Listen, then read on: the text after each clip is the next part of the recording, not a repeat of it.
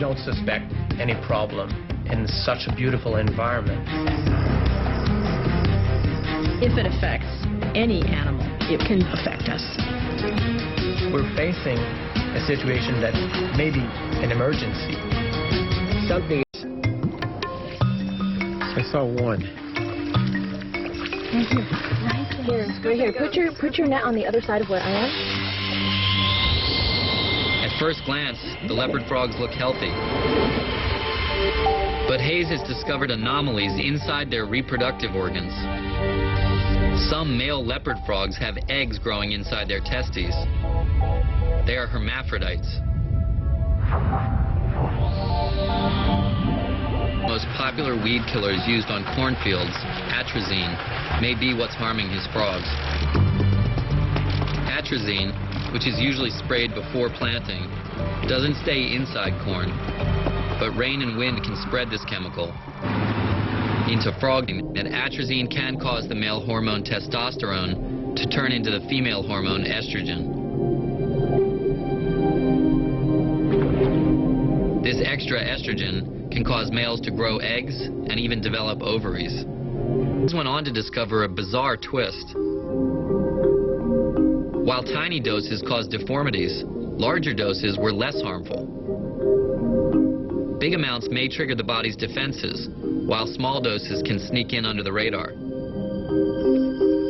Thousands of synthetic chemicals in the world mean a staggering number of combinations.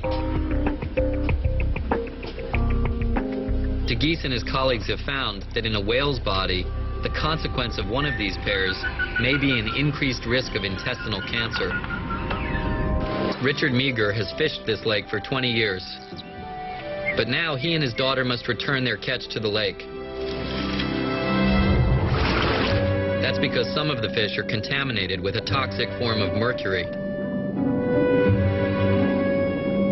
I feel very exasperated to find out that this lake has mercury-contaminated fish. Probably 90% of the fish in that lake are safe to eat, but you don't know which ones you're getting when you pull them out of the lake. Reproductive health of men. In one groundbreaking study, Swan compared men's semen from fertility clinics in 4 cities: New York, Minneapolis, Los Angeles, and Columbia, Missouri.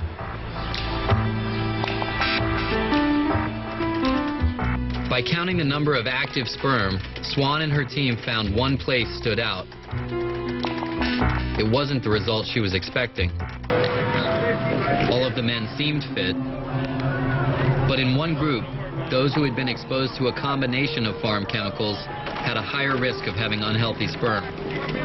Higher than could be explained by adding up the individual risks of each chemical on its own. Although controversial, Swan's findings add to a growing body of evidence linking chemical cocktails with men's reproductive health. Shared one thing: tap water. Furthermore, Swan knew that many water treatment plants were not designed to remove farm chemicals. So it was possible that men in Missouri were getting these toxins right in their own kitchens. Nitrogen, found in artificial fertilizer and manure. Tropical storms flush it from fields into creeks and rivers. On the reef, nitrogen acts as fertilizer. It can help spark the growth of algae that are just the right size to be eaten by crown-of-thorn larvae. In this way, Fabricius believes, more starfish larvae can survive to adulthood. As outbreaks go, this one may appear sluggish. But speed up time, and the crown-of-thorn's true destructive power is revealed.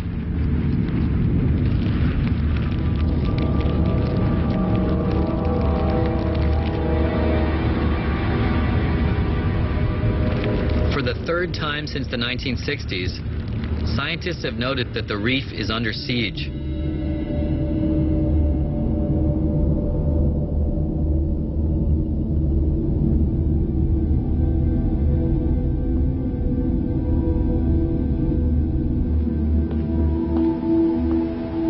Fabricius wants to solve the puzzle before the next outbreak starts.